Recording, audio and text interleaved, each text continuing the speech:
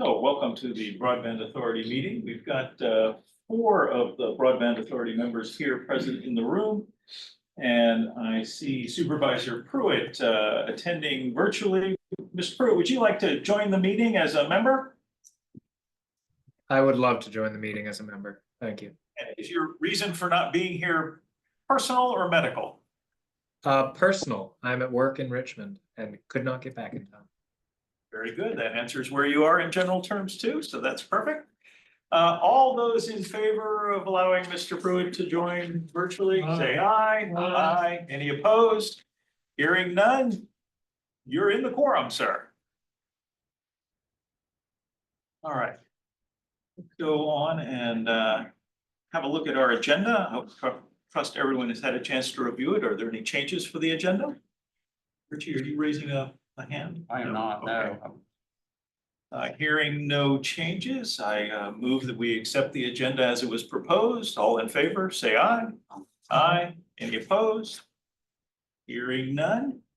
Brief announcements by authority members. I don't have anything. Anyone else here in the room have anything? Mike, anything from your side? Nothing to add. Thank you. Okay. Public comment. We'll see if we have any members of the public who want to contribute to the meeting. Anyone here in the room? Not seeing any hands going up from the limited attendance online. Just a second. Robert has nothing to add. Okay. We will move past the public comment period, phase, and we've got the consent agenda. I think our financials were sent out. Yeah, with the other materials we received. Is there a motion to approve the consent agenda? So moved. Motion, second, got Waldo. All those in favor of approving the consent agenda, say aye. Aye. Yeah. Any opposed? Hearing none, consent agenda is approved. We did not have minutes yet for the August 28th meeting, so we'll postpone this question until item number 6 until our next meeting. When we'll vote on those meeting minutes. And that brings us along to old business. First thing here is the VADI 2021 update. How are we doing with getting a Brightspeed build together, Mike? Okay, thank you, Chair. It's been a little bit of an impactful month since the last time we met. It seems like we were in this room less than a month ago, maybe by day count, but certainly time is flying. We have heard back from Brightspeed that they have the materials they need to justify their reimbursement request. So with that, we called a meeting with DHCD, the grantor, Brightspeed representatives, and Jason and myself, and that meeting went relatively well. Brightspeed has put together all the materials, and it's lengthy. It's multiple file cabinets filled with invoices, electronic file cabinets. So what will happen next is DHCD will go through those. We have asked for a summary of all of those so that we can justify the costs that are distributed. Brightspeed has, many times agreed they will not invoice for more than the clawback. We had a clawback. There's a memo that went around that brought the total amount down. So they're not going to request a reimbursement for more than 2.3 million and change from DHCD, and the Broadband Authority's amount is less than the 640, so that's 570 that they won't go over. So we just have to watch that very carefully. We have our grants and agreements office working with us to make sure we're going through things in detail. And we want to see a very structured invoice that relieves, I guess, or makes certain that the Broadband Authority nor the county will be held responsible for any discrepancies that we feel, and also the Brightspeed audit reports that we've seen show have not been completely repaired. So there's ongoing work, even though the project was effectively over, the labor for the project was effectively over almost a year ago, maybe even more than a year ago. Brightspeed is still working with their subcontractors and using their own crews to go out and repair places where they sort of haphazardly, I don't know a better word to say it, and quickly put in fiber. So we'll Some see. discrepancies from the standard. That's right. And, you know, people got connected, but, you know, there's problems, and hopefully all those problems will be solved with very minimal input from Jason and myself. The last part of that will be a site visit. There's going to be another site visit, so DHCD will have at least one representative up here. We're targeting the second week of October to have that happen. Brightspeed will be here. And those types of things have to happen in order for us to reimburse. And as we've asked for over a year now, we still don't have our subscriber counts, which is a part of the agreement. We need to know what the fiber subscriber counts are, and they have committed that they're working on getting that done. And then I don't know, most of you probably remember, we had a difficult time closing Body 2020 because for whatever reason, at that point, Lumen and CenturyLink couldn't put together their speed tests, which is another one of the requirements. So they have to go through and do speed tests to the node and provide that data to DHCD. So that's something that they're also going to have to do before they can close this thing out. So we're hopeful that by December, we will have convinced everyone that we can close this out and Brightspeed can feel good about hopefully updating their copper infrastructure, because we continue to hear multiple failures through many parts of the county where copper is failing. And when those reports happen, Brightspeed seems to be doing a better job of getting out and repairing them. The one problem we have is we're still reporting things, and with our prior Brightspeed rep, we were hearing back when things were fixed. Now it's sort of, it goes into a somewhat of, we send it in and then we never hear back, so we have to ask. So follow-up is a little bit of a challenge right now, but we're getting there. Just to clarify, Mike, the reporting requirements we have for Buddy 2021, DHCD, ABA, and Brightspeed, they're not unique to what we're doing here in Albemarle. Brightspeed will have been doing this everywhere else in the Commonwealth that they might have had awards from that year. Right. So they're not breaking new ground just for us. They've got these same requirements everywhere. Right, they would. I think they only have one other project. No. But still, Yeah. Yes, sir. So that's it on 21. Okay. Sorry, I was a little long. any questions? Let's move on then. Okay, so 22 is our work with TJPDC and Firefly. Everybody is aware that that is moving fast. A lot of things are going on there. We had a quarterly stakeholder meeting with TJPDC, and it included some updates on the Dominion Middle Mile work in Albemarle, which you'll see there's been a lot of progress with Dominion Middle Mile. There's been a lot of crews that are doing pole work as well as, you know, building in the ground, putting handholds and other fiber pedestals along some of the major routes. So Is there anyone in the room who hasn't been held up by guys working on a pole somewhere in the county in the last month? That's impressive. Yeah. So I think, you know, we're fortunate, and I've talked to several PD officers about, you know, there hasn't been any serious incidents where people have been run over. So it's, you know, safety first. I think the crews look like they're doing a great job, and so we appreciate all the hard work that goes into managing that. We still continue to hear from people as if they're not aware of the project, and more importantly, aren't binding the update page, which is on, you know, slide 4 of your handout. So sending people to partners-albemarle, fireflyvirginia.com.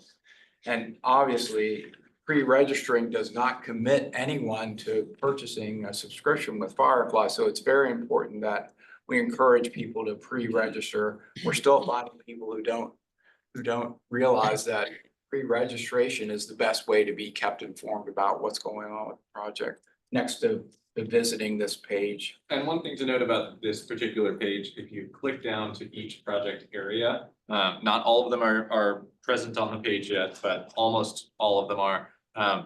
It includes a map that shows at the street level who is included. And so this has been something that, obviously we have our own data for this, but we often just go back to that map just to point out to people, give them that assurance that yes, like your road is inside that shaded area on this map. You are included in this project. But we do encourage everybody to just take a look and see if they can find their street on the map. It can get a little confusing with the number of project areas, but this has been a really valuable resource. Yeah, the other trick for those who are somewhat curious, you don't want to register for someone else's address, but you can put in someone else's address and it'll take you through the process and show you which project area they're in. So that's something that's a little bit interesting. We wish this were easier. I think it's a product that Firefly has purchased and is using, so there's not a lot of customization they can do on that pre-registration thing, but it's getting there. We're getting people really excited, that's for sure. Because spring 2024 is just around the corner. Of course. 25. Yeah, 25. Anyway, it's backwards. No, I'm fine. Might not look fine, but I'm fine. So the next page is, we always reference people, and Jason and I have had a couple of these in the last week where people don't understand. If I am summer of 2025, there's a possibility that I might not get connected until October of 25. And Firefly gives himself a lot of breath there because summer of 2025 is an estimate of when connections will start. But if the first connection starts on 9/22/2025, connections can go all the way through the end of the year. Their explanation on their website is really clear. Okay. Not everyone may look at it, but they have provided all of the information. Right. So we're feeling very confident that things are going to work out well. We've seen a little bit of fall off on these schedules. If you go back, there's some of our prior presentations, you've seen the RISE projects, like the first 4 that have been moved into fall. They originally were summer of 2024. So Deca Lane, Ivy Farms, not St. John Road got pushed up. The first fall 2024 that you see there, Beaver Dam, Deca Lane, Ivy Farms, Standardsville. I'm counting wrong, but you're with me. There's a couple of there that were originally summer of 24. So we're seeing a little bit of slip. But I think with all the work that you're seeing with Dominion out in the field, these are going to be solid and things are going to continue to stay on schedule. And the same thing was said during the quarterly update. So the quarterly update, Firefly indicated that they are staying on schedule, ahead of schedule. I don't know if people subscribe to the Cardinal News, but Jason found this and I've asked TJPDC to give an update. And our expectation is that risk letters went out to a number of the 21 awardees. We don't think TJPDC was one of those. So that's a good sign that DHCD has not sent them a risk letter, where two-thirds of the grant 21 awardees or 22 awardees? 22, sorry. 22, okay. I read that story with real interest of like, nothing around us is named, right? So Right. just glad to see nothing. Did they just miss Central Virginia or no? Yeah, I think the latest Broadband Advisory Council, TJPDC's project was brought up as one that was was moving along positively. So I feel pretty confident that Lori's or TJPDC's answer to my question will be no, we did not receive a risk letter. And for clarification, those risk letters are the first step in applying for additional funds that DHCD is managing to accelerate make ready. So projects that either had not progressed very far or had already requested an extension from their original date, all received risk letters that enable them to then apply for additional make ready funds to accelerate their projects. So slide 6, we're getting into a little bit of what I think Dennis Reese was talking about at our last meeting, that a lot of these numbers that we're looking at are not in arrears, but behind schedule. So they're the best that they can show us because everything is changing on a daily basis. So these numbers are fluctuating always to the high side. So that we're going to see more progress until things actually stop, meaning fiber design, once complete, will be, however miles that they were supposed to. That's what we've been trying to ask for. What is 202 part of? Is 202 part of 400 or is it part of You might 350? infer it was part of 431 because Right. 431 hadn't moved in 3 months. Right.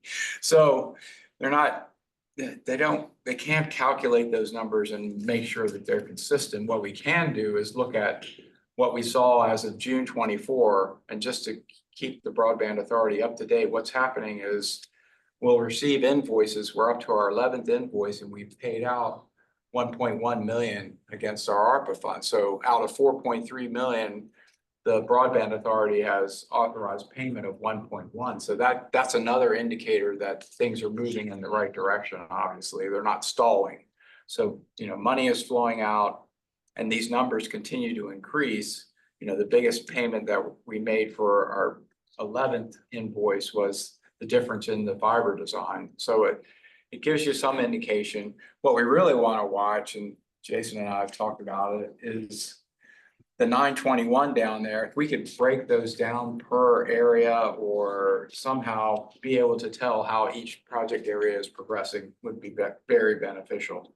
But right now you're seeing that passings number stay pretty consistent, although we know that AEP Red Hill has recently had a bunch of new connections, and there's an REC, Rappahannock Electric Co-op area up near Dyke, which has had recent connections. So we feel that passings number is lagging behind, and there's been a lot more passings made.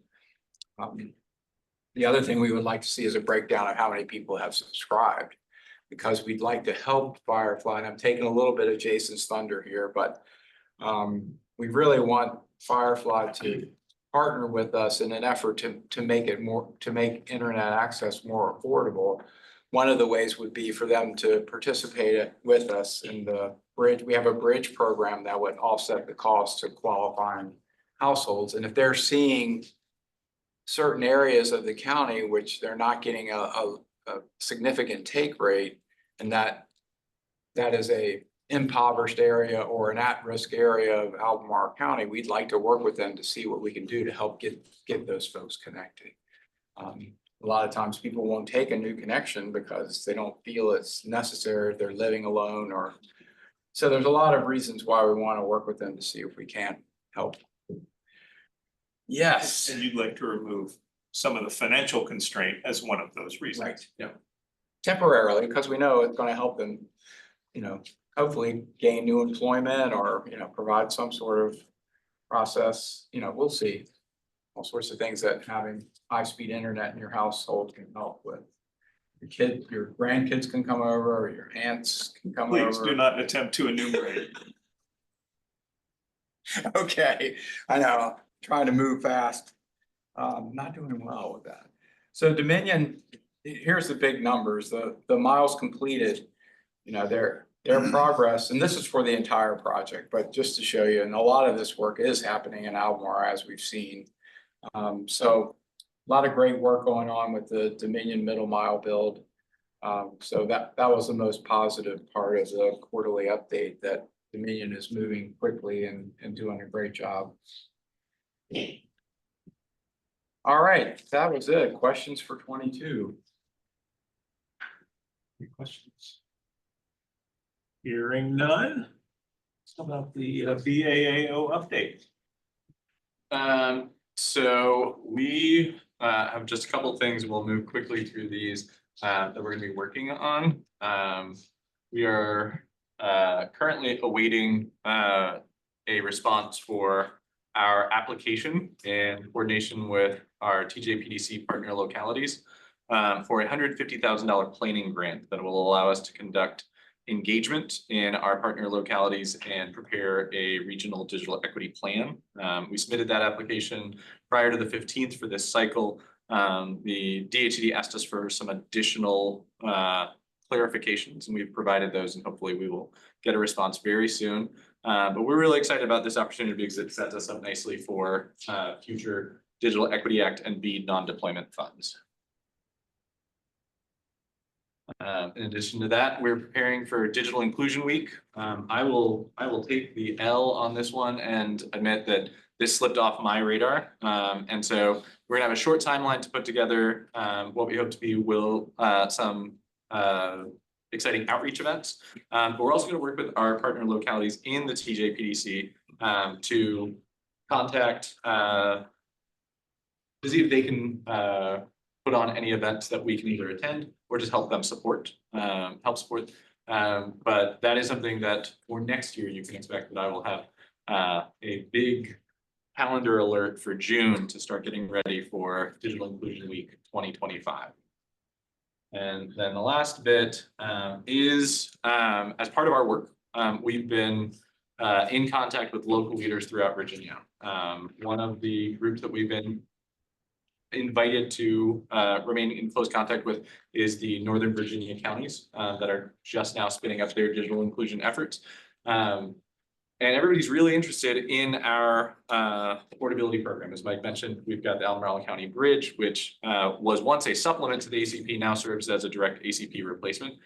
Everybody's really interested in this program. The biggest barrier that we have to extending this further is that providers like Comcast don't want to sign 130 plus MOAs with all of the localities in Virginia.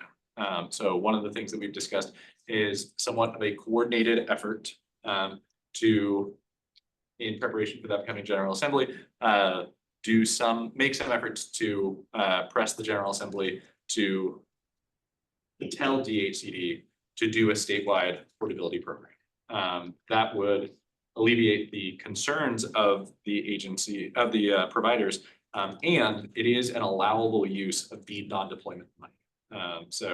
Obviously DHCD can't act unilaterally on this. They would need General Assembly direction. And so that's one of the things that we're putting together. And we would certainly ask if the authority, either now or at some point in the future, would be willing to lend a statement of support for that ask to the General Assembly.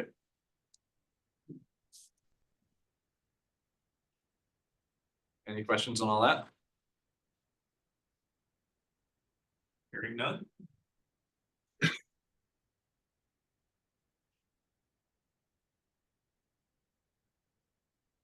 right, that's it.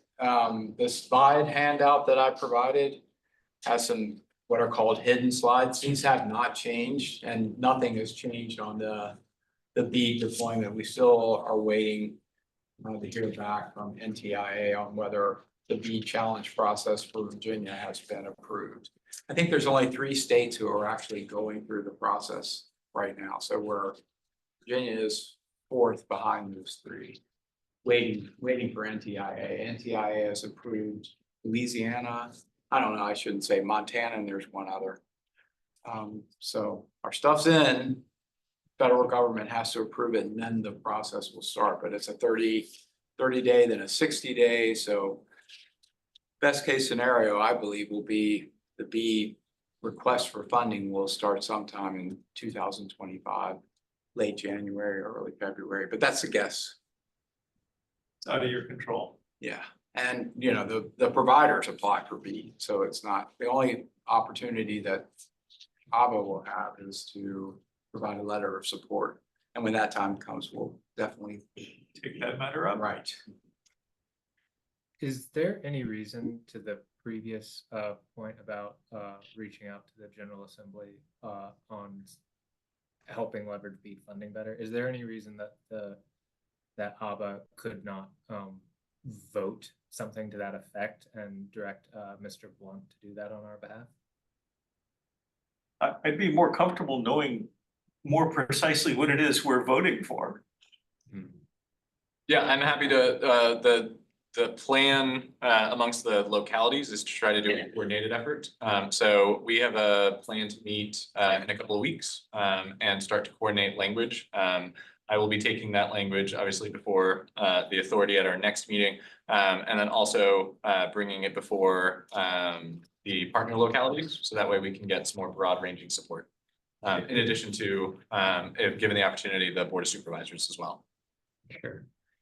Is there anything already in the works from any members of the General Assembly to this effect, or is this going to be the first time some people hear about it? I only wonder because I know people's legislative stacks are already filling up quickly.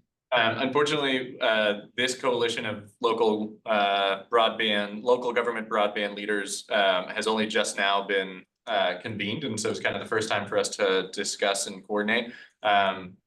The General Assembly has heard discussions around this before. They commissioned a study in 2021. The recommendation of the study was to conduct a statewide broadband affordability effort. However, the response to the study was that there was not at the time any legislative interest in continuing down that path. So the specific call that would be made would be to actually go back to the study and move on the recommendation that was already made by DHCD to the General Assembly. The proviso that the now, upcoming available BEAD funds be the source of funding, not the Exactly. General Assembly's general fund. Exactly. And, the fine line there is to make sure that we are being prudent with those funds. And so structuring the program such that as ours is structured, should the federal government begin its own program once again, this program can either go away or become a supplemental program to the federal program. We're all eager for the federal government to act. However, there does not seem to be a lot of movement.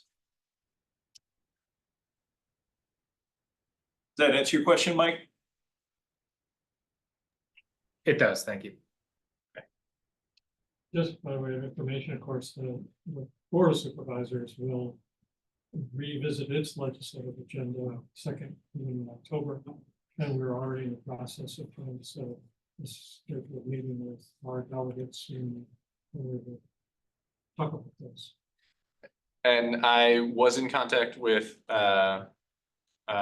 Ms. Kilroy to discuss this, knowing that it was already late in the process. And so she's aware of the efforts that we're making. And I believe we'll have additional discussions with you all about the possibility of including language of support, if not a direct priority.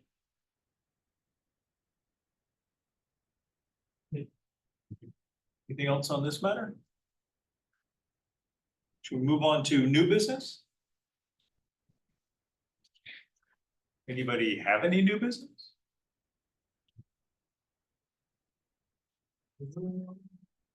Hearing any?